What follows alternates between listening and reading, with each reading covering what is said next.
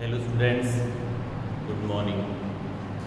Mahatma Jyotiba Phule group of education की online शिक्षा प्रणाली में आप सभी का स्वागत है। कल तक के वीडियो में अपन ने पहला चैप्टर हमारा चल रहा था और पहले चैप्टर के अंदर अपन ने soil fertility and productivity topic अपन ने कंप्लीट कर लिया था। मृदा उर्वरता और मृदा उत्पादकता वाला टॉपिक कंप्लीट कर लिया। आज अपन पढ़ेंगे सोइल इरोजन यानी मृदा क्षरण। क्या पढ़ेंगे बेटा? हुआ है मृदा क्षरण वाला टॉपिक पढ़ेंगे। अब मृदा क्षरण होता है क्या है पहले ये समझ लो। टॉपिक डाल लेते हैं मृदा क्षरण। टॉपिक डाल लिया मृदा क्षरण। अब मृदा क्षरण होता है क्या है? क्षरण का मतलब होता है बेटा कटाव। मृदा का मतलब तो क्या हो गया? मिट्टी, सीधी सी भाषा में हो गया मिट्टी। और क्षरण का मतलब होता है कटना। क्या होता है बेटा? कटना। यानी मिट्टी का एक स्थान से कटकर दूसरे स्थान पे जाना, वैसे मृदा क्षरण कहलाता है। सीधी सी भाषा में कहें, यदि मान लीजिए अपन को किताब की भाषा याद ना रहे तो अपन ये भी लिख सकते हैं कि मृदा का एक स्थान से कटकर दूसरे स्थान पे चले जाना क्या कहलाता है? मृदा क्षरण कहलाता है। लेकिन इसकी जो सही डेफिनेशन होगी वो होगी बेटा भौतिक रूप से यानी फिजिकल रूप से मृदा का एक स्थान से दूसरे स्थान पर पहुंचना ही क्या कहलाता है बेटा? वो मृदा क्षरण कहलाता है। आया समझ? वापिस बताओ। भौतिक रूप से मृदा के कणों का यानी फिजिकल रूप से मृदा के कणों का एक स्थान से दूसरे स्थान पर पहुंचने की क्रिया को क्या कहते हैं बेटा? वो मृदा क्षरण कहते हैं। डेफिनेशन लिखो इसकी। भौतिक रूप से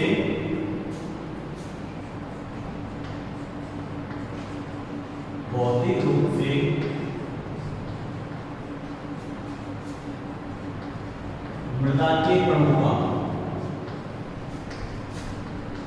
भौतिक रूप से मृदा के कणों का एक स्थान से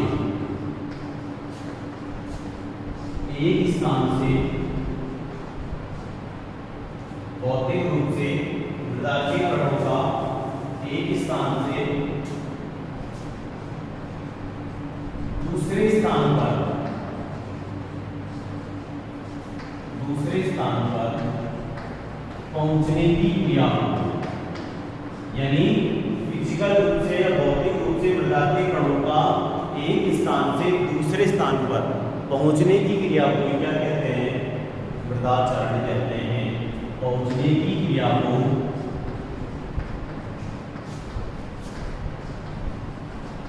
मृदा क्षरण कहते हैं। भौतिक रूप से मृदा के कणों का एक स्थान से दूसरे स्थान पर पहुंचने की क्रिया को क्या कहते हैं बेटा? मृदा क्षरण कहते हैं। अब मृदा क्षरण दो प्रकार से होता है। कितने प्रकार से बेटा? दो प्रकार। हेडिंग डालेंगे मृदा क्षरण के प्रकार। जैसे मृदा क्षरण कितने प्रकार से होता है बेटा? दो प्रकार से होता है। एक तो होता है प्राकृतिक और दूसरा होता है त्वरित। पहले समझ लो, उसकी बाद में पहला डालो बेटा प्राकृतिक क्षरण और दूसरा होता है बेटा त्वरित क्षरण। दो प्रकार के क्षरण होते हैं, प्राकृतिक क्षरण और त्वरित क्षरण। नाम से दिखते हैं प्राकृतिक यानी प्रकृति के द्वारा। अब प्रकृति में क्या आएगा? प्रकृति में जल है और दूसरा वायु। ये दो ही चीजें आती है बेटा, एक तो जल और दूसरा वायु। एक तो जल और दूसरा वायु। प्राकृतिक क्षरण में एक तो जल और एक वायु, यानी जल और वायु के द्वारा जो क्षरण होता है उसे क्या कहते हैं बेटा? वो प्राकृतिक क्षरण। ध्यान रखना, प्रकृति के द्वारा मिट्टी को एक स्थान से दूसरे स्थान पे पहुंचाया जा रहा हो, प्रकृति की कोई सी भी शक्ति के द्वारा, चाहे वो जल के द्वारा हो चाहे वायु के द्वारा हो, दोनों में से कोई सी भी शक्ति लग रही हो मिट्टी को एक स्थान से दूसरे स्थान में पहुंचाने के लिए, वो कौन सा क्षरण कहलाएगा बेटा? वो प्राकृतिक क्षरण। अब बात आती है त्वरित क्षरण। कौन सी क्षरण की बेटा? त्वरित। त्वरित का मतलब होता है अपने द्वारा, यानी अपने द्वारा मृदा को खोदकर या जोतकर, एक तो हमारे द्वारा और दूसरा पशुओं के द्वारा। यानी सीधी सी भाषा में लिख सकते हैं मनुष्यों एवं जानवरों के द्वारा। मनुष्य एवं जानवरों के द्वारा जो क्षरण होता है उस क्षरण को क्या कहते हैं? त्वरित क्षरण कहते हैं। क्या कहते हैं? त्वरित। हर बार एग्जाम में पूछा जाता है कि मनुष्य एवं जानवरों के द्वारा होने वाले क्षरण को क्या कहते हैं? तो ऑप्शन में आता है कृत्रिम क्षरण, त्वरित क्षरण, प्राकृतिक क्षरण और एक क्षरण और दे देगा। अब अपने बच्चे दिमाग क्या लगाते हैं कि पहला क्या था? प्राकृतिक क्षरण। तो सीधी सी भाषा में त्वरित भूल जाते हैं और क्या याद रहता है? कृत्रिम क्षरण याद रहता है। और ये क्या हो जाता है? हमारा गलत हो जाता है। इसलिए मनुष्य एवं जानवरों के द्वारा जो क्षरण होता है उसको कौन सा क्षरण होता है बेटा? वो त्वरित क्षरण होता है। कौन सा क्षरण होता है? त्वरित क्षरण होता है। अब इसके एक एक के बारे में पढ़ेंगे।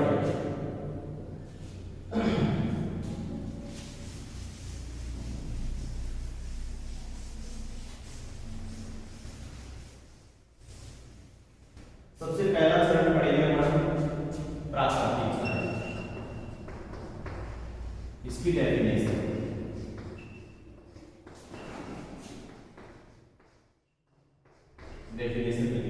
यानी वनस्पति से ढकी हुई मृदा को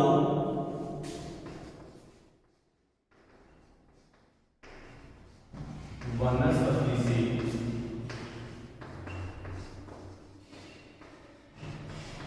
ढकी हुई मृदा, यानी हमारी मृदा किससे ढकी हुई है? वनस्पति से ढकी हुई है। उस मृदा को प्राकृतिक रूप से, वनस्पति से ढकी हुई मृदा को प्राकृतिक रूप से जल एवं वायु के द्वारा, प्राकृतिक रूप से जल एवं वायु के द्वारा, जल एवं वायु के द्वारा होने वाले लगातार चरण को, होने वाले लगातार चरण को क्या कहते हैं बेटा?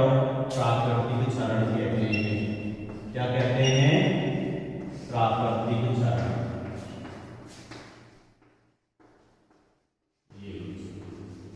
यानी वनस्पति से हमारी कोई ढकी हुई मृदा है उसको प्राकृतिक रूप से जल के द्वारा और वायु के द्वारा, जल एवं वायु से होने वाले लगातार चरण को क्या कहते हैं बेटा? प्राकृतिक क्षरण कहते हैं। क्या कहते हैं? प्राकृतिक क्षरण कहते हैं। अब पढ़ेंगे दूसरा चरण त्वरित क्षरण। कौन सा क्षरण बेटा? त्वरित क्षरण। साथ के साथ अपने नोट्स बनाते रहना, अच्छी राइटिंग बेटा। ये नहीं कि आप देखते जाओ नोट्स नहीं बनाओ, साथ के साथ नोट्स बनाते रहना।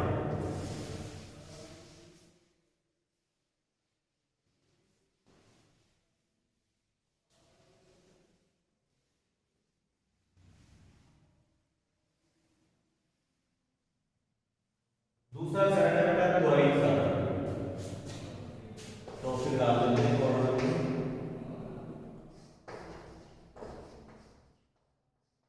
यही प्रदर्शन मृदा क्षरण की करना। पहला पढ़ लिया था, दूसरा पढ़ेंगे त्वरित।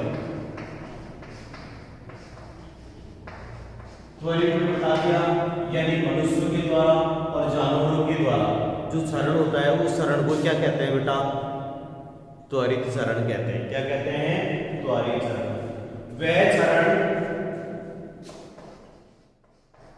वह क्षरण जो मनुष्यों के द्वारा, जो मनुष्यों के द्वारा व पशुओं के द्वारा, जो मनुष्यों व पशुओं के द्वारा खोदकर एवं जोतकर, क्या करके बेटा? खोदकर एवं जोतकर नष्ट कर दिया जाता हो। पशुओं के द्वारा खोदकर एवं जोतकर नष्ट कर दिया जाता हो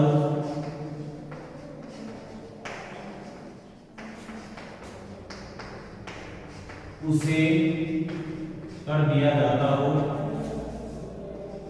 उसे त्वरित चरण कहते हैं। क्या कहते हैं बेटा? त्वरित चरण। हर बार एग्जाम में इसका क्वेश्चन पूछा जाता है कि मनुष्य के द्वारा जोतकर व खोदकर जो चरण होता है उसे क्या कहते हैं? ध्यान रखना। वापिस बता रहा, त्वरित चरण होता है। जो जल और वायु के द्वारा जो चरण होता है उस चरण को क्या कहते हैं? प्राकृतिक चरण कहते हैं। ये दो प्रकार हो गए। मृदा चरण किसे कहते हैं? यानी भौतिक रूप से मृदा के कणों का एक स्थान से दूसरे स्थान पर पहुंचने की क्रिया को क्या कहते हैं?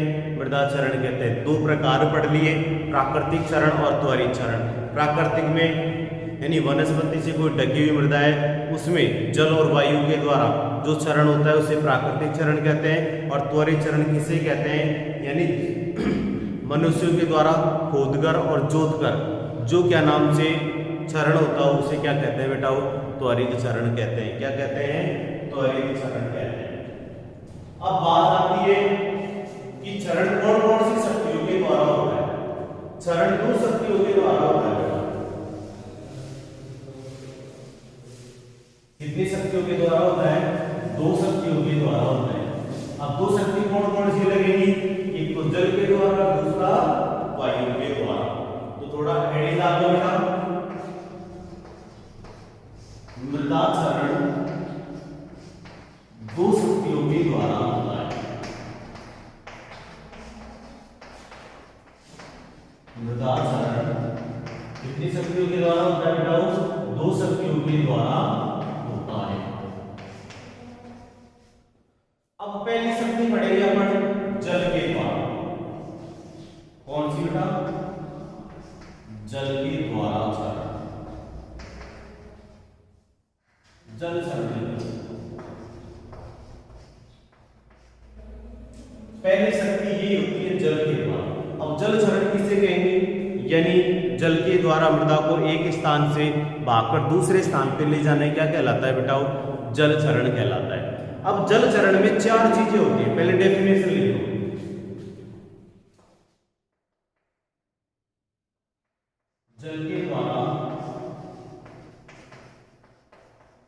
जल के द्वारा मृदा को एक स्थान से भागकर, एक स्थान से भागकर दूसरे स्थान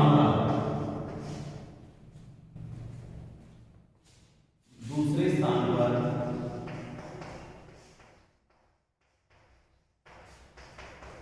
ले जाना ही जल चरण कहलाता है। ठीक है, डेफिनेशन में कोई समस्या?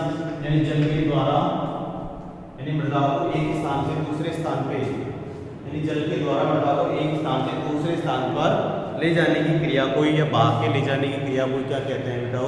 जल चरण कहते हैं। क्या कहते हैं? जल चरण कहते हैं। अब बात आती है कि जल चरण में चार प्रकार से होता है।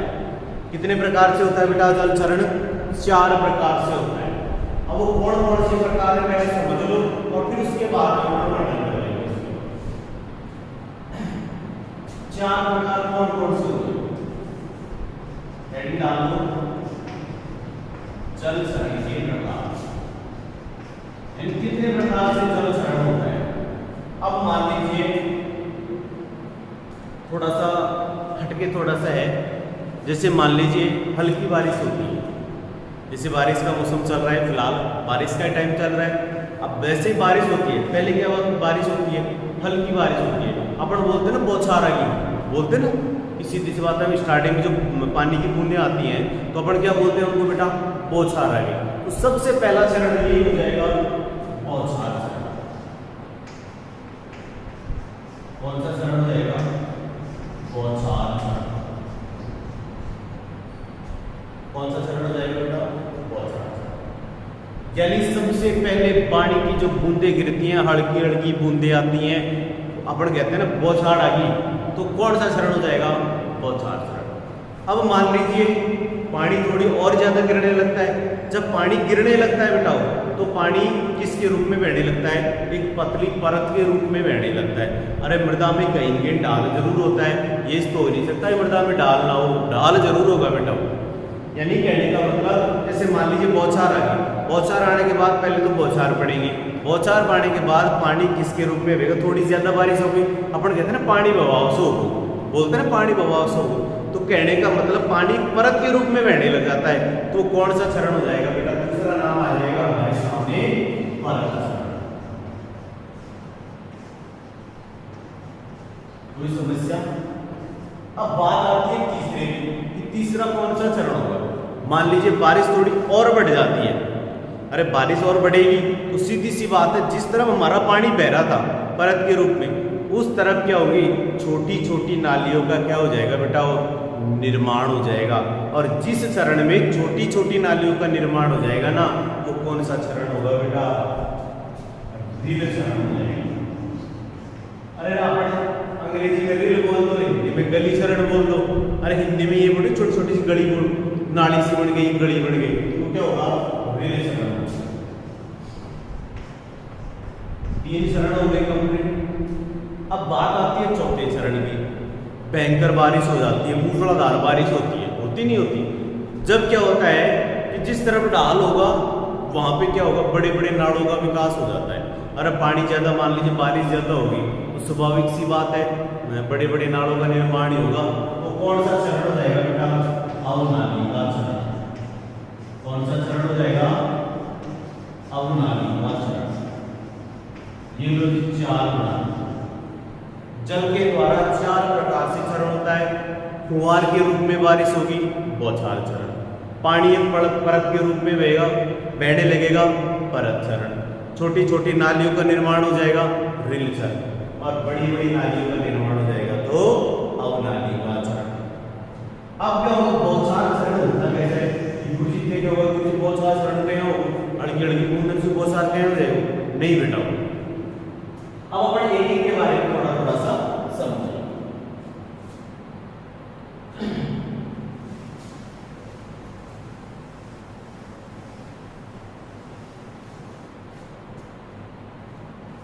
अब बात आती है, सबसे पहला अपने नाम तो 4 बढ़ाएंगे। अब एक एक का अपन थोड़ा सा वर्णन कर लेते हैं, फिर बाद में लिखेंगे, नोट्स बना। सबसे पहले है बौछार चरण। क्या बताओ? बौछार चरण। जैसे स्टार्टिंग में बारिश आती है, बारिश की बूंदें खाएंगी, सीधे धरातल पे आती है। कहाँ आती है बताओ? धरातल। धरातल पे क्या है? हमारी नदियां। जैसे पानी की बूंद यहाँ गिरेगी, यहाँ पे आके गिरेगी, तो यहाँ की मिट्टी उछल के कहाँ चली जाएगी? दूसरे स्थान पे चली जाएगी। आप देखते होंगे जब हल्की सी बारिश होती है तो छोटी छोटी गोली सी बढ़ जाती है। क्यों बढ़ती है? कि जैसे मान लीजिए बूंद सीधे आके कहाँ गिरेगी? मृदा की सतह पे गिरेगी। मृदा की सतह पे गिरते ही वहाँ का जो मिट्टी है वो उछल के कहाँ चली जाएगी? दूसरे स्थान पे चली जाएगी।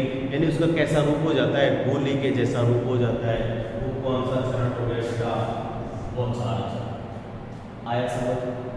यानी कहने का मतलब, सीधी बारिश की बूंदें मृदा पे गिरेगी तो मृदा पे जो वहाँ पर जहाँ पे गिरेगी वहां से मिट्टी का कण उठ के वहां चले जाएगा, दूसरे स्थान पे चले जाएगा।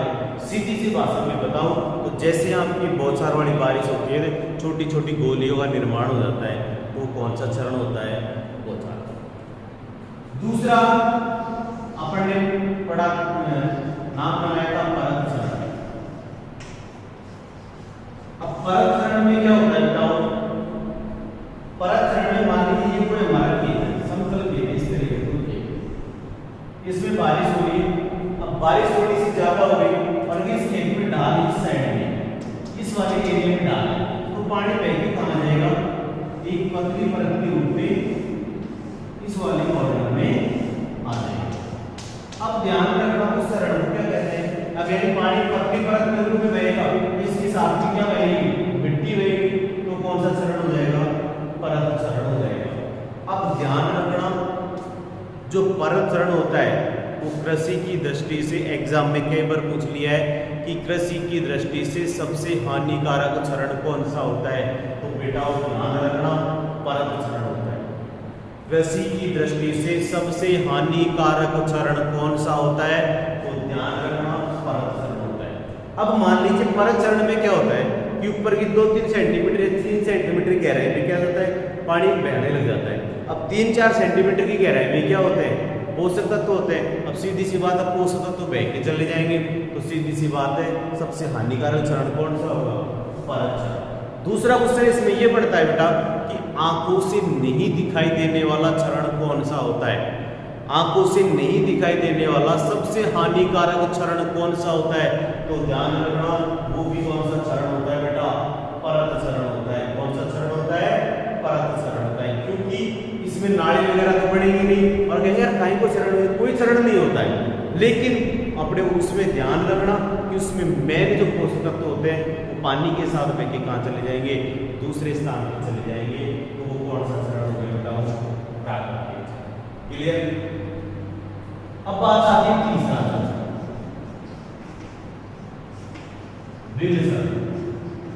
यानी ये इस तरीके से कोई डाल यहाँ पे हमारा पानी आ रहा था, अब मान लीजिए ज्यादा बारिश होगी, इसमें क्या होगा? इस तरीके का खेत होगा, इसमें किसका निर्माण हो जाएगा? छोटी छोटी नालियों का निर्माण हो जाएगा। वो कौन सा चरण होगा बेटा? वृद्ध चरण होगा। अब जहाँ पे छोटी छोटी नाली बढ़ेगी तो स्वाभाविक सी बात है मिट्टी करके कहाँ चली जाएगी? दूसरे स्थान पे चली जाएगी। तो कौन सा चरण होगा? वृद्ध चरण। अब बात आती है चौथा बेटा, अवनालिका चरण। अवनालिका चरण, मान लीजिए भयंकर बारिश हो गई, ज्यादा बारिश हो गई, तो यहाँ पे छोटी छोटी नालियों में इसका निर्माण हो जाएगा, बड़ी बड़ी नालियों का निर्माण हो जाता है। तो कौन सा चरण हो जाता है बेटा? वो अवनालिका चरण हो जाता है। अब इसके बारे में हम लिख लेते हैं एक एक चरण के बारे में।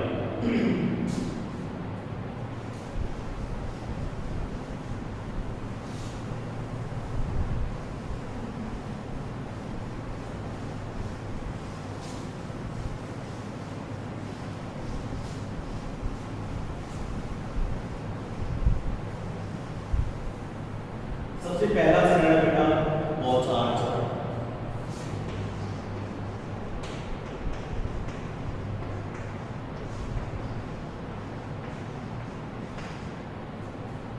बौछार चरण लिखो, यह मृदा चरण की प्रारंभिक अवस्था होती है।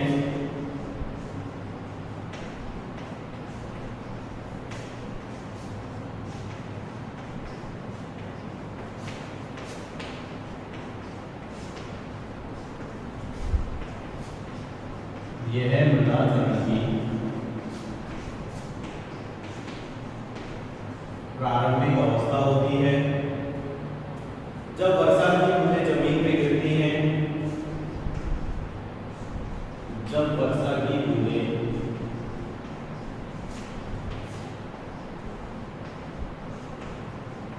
जमीन पर गिरती हैं,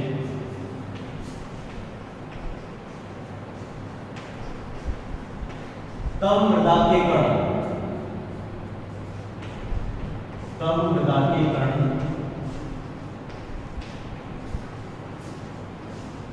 एक स्थान से, जब मृदा के कण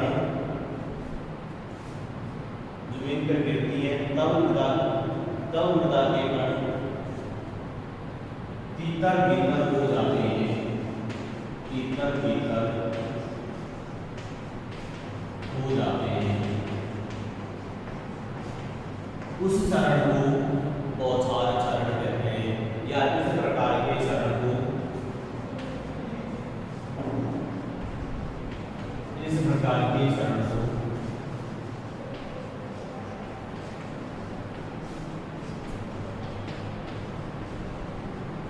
बौछार चरण कहते हैं।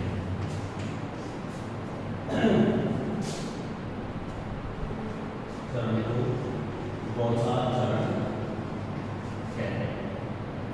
आ गया, यानी यह मृदा चरण की क्या होती है? प्रारंभिक अवस्था होती है। जब वर्षा की बूंदें जमीन पे गिरेगी तब मृदा के कण क्या होंगे? एक स्थान से मृदा के कण क्या हो जाते हैं? तीतर भीतर हो जाते हैं। तो इस प्रकार के चरण को क्या कहते हैं बेटा? बौछार चरण कहते हैं। क्या कहते हैं बेटा? बौछार चरण। अब दूसरा पढ़ेंगे परत चरण।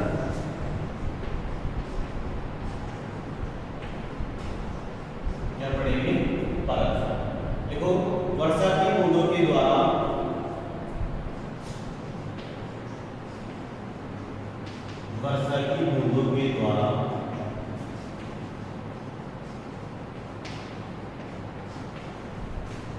कणों के बिखरने के पश्चात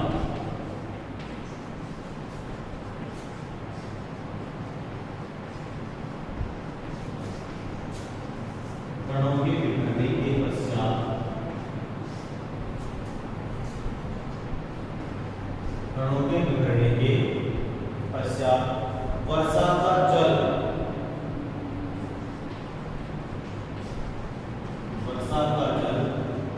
यानी वर्षा की बूंदों के द्वारा कणों के बिखरने के पश्चात वर्षा का जल पूर्ण सतह पर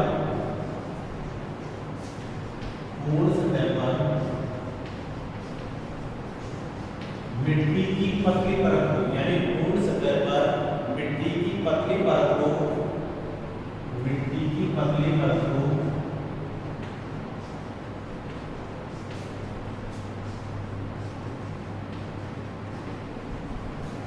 अपने साथ बहाकर ले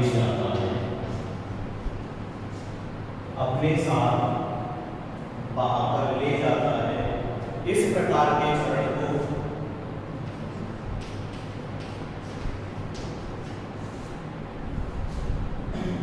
बहाकर ले जाता है।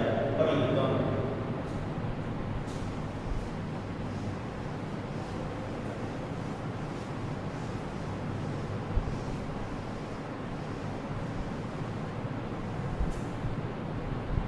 बहाकर ले जाता है,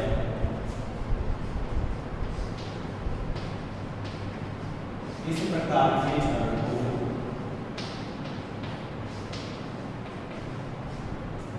परत चरण कहते हैं।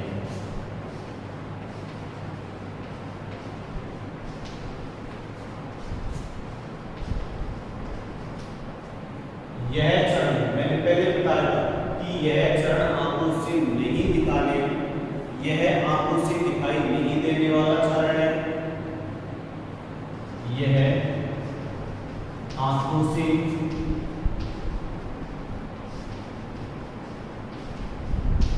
नहीं दिखाई देने वाला,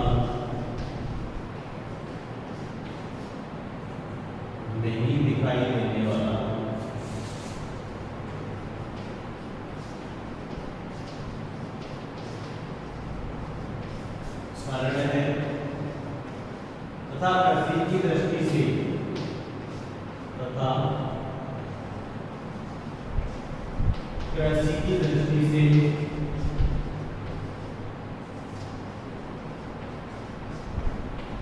सबसे हानिकारक चरण है।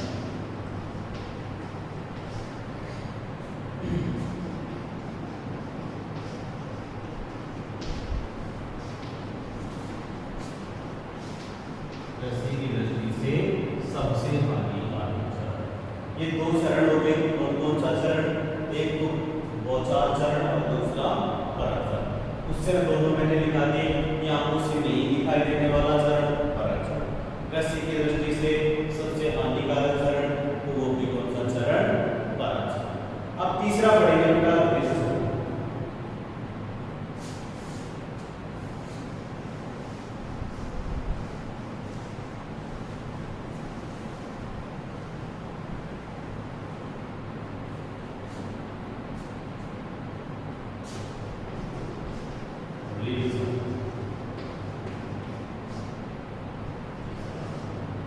देखो इसके बारे में, परत चरण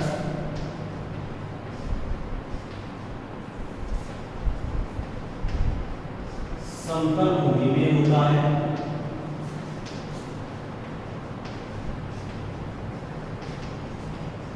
समतल भूमि में होता है, लेकिन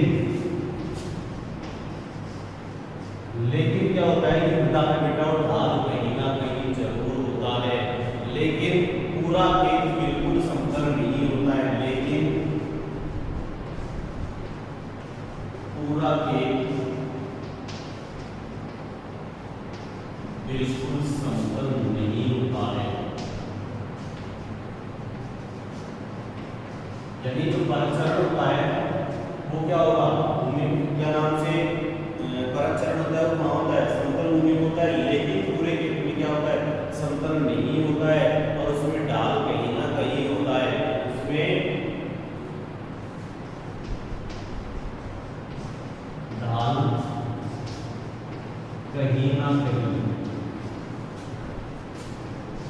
जरूर होता है। जिस तरफ ढाल होगा स्वाभाविक सी बात है, तो उस तरफ क्या बहेगा बेटा, पानी बहेगा और उसमें किसका निर्माण हो जाएगा, छोटी छोटी नालियों का निर्माण हो जाएगा। जब पानी एक तरफ बहने लगता है, जब पानी खेत में एक तरफ बहने लगता है,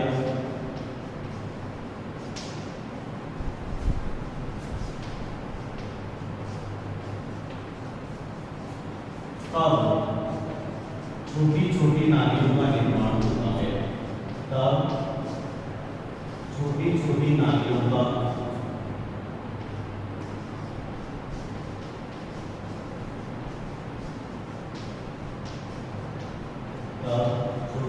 नालियों का निर्माण होता है। उस चरण को, इस प्रकार के चरण को ऋण चरण कहते हैं।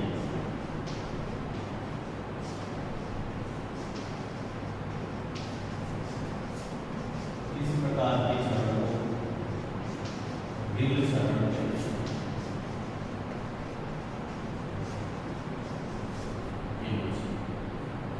यानी परागण समतल भूमि में होता है, लेकिन उसमें बेटा वो ढाल जरूर कहीं ना कहीं होगा, और जिस तरफ ढाल होगा उस तरफ पानी बहेगा तो किसका निर्माण होगा, छोटी छोटी नालियों का निर्माण होगा। उस चरण को क्या कहते हैं बेटा, रेल चरण कहते हैं। क्या कहते हैं, रेल चरण। अब लास्ट पढ़ेंगे बेटा अवनालिका चरण।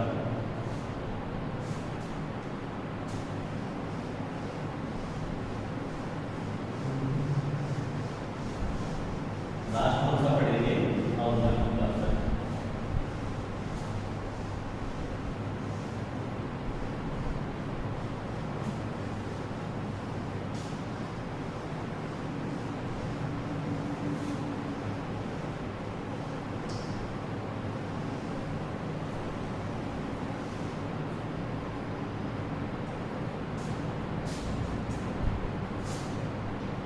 चौथा पढ़ेंगे अवनालिका।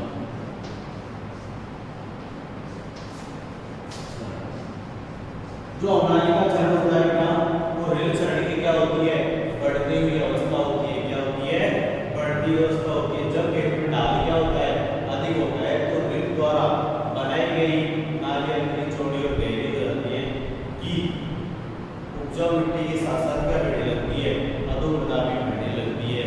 और इस प्रकार के चरण को क्या कहेंगे अपन, अवनालिका चरण कहते हैं। क्या कहते हैं बेटा, अवनालिका चरण। देखो यह रेल चरण की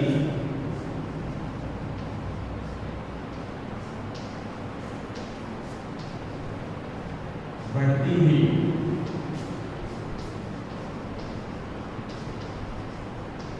अवस्था होती है।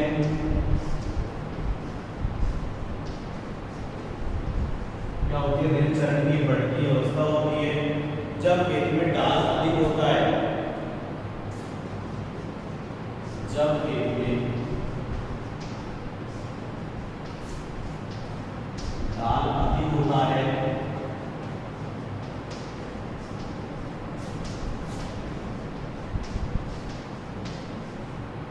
यानी जब खेत में ढाल क्या होगा, अधिक होगा, तो रेल द्वारा बनाई गई नाली, तो रेल चरण द्वारा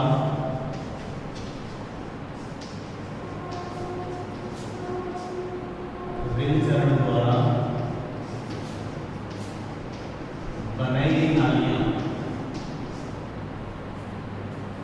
रेल चरण द्वारा बनाई गई नालियां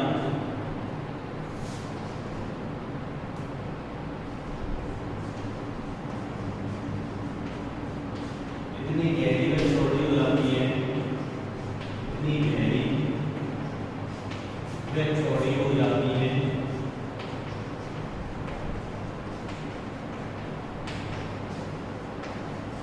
यानी इतनी गहरी और चौड़ी हो जाएगी कि ऊपर के मृदा के साथ, यानी उपजाऊ मिट्टी के साथ साथ अधोमृदा भी घटने लगती है, चौड़ी हो जाती है कि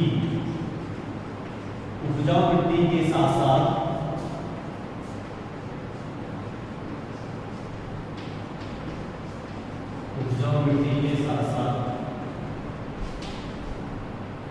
अधोनाभि बहने लगती है, अधोनाभि बहने लगती है।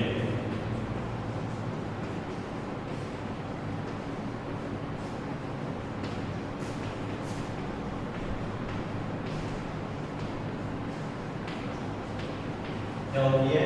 अधोनाभि बहने लगती है। इस प्रकार के चरण को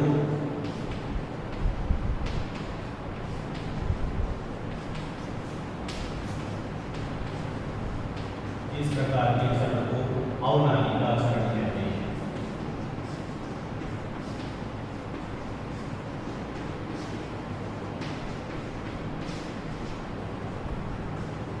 इस प्रकार के चरण को अवनालिका चरण कहते हैं। इस चरण को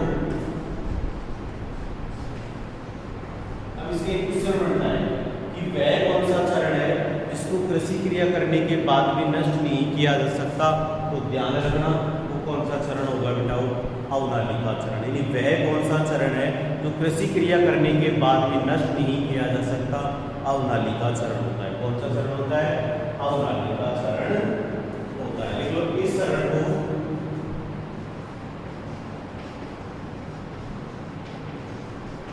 कृषि क्रियाओं के करने के बाद भी, कृषि क्रियाओं के करने के बाद भी नष्ट नहीं किया जा सकता है।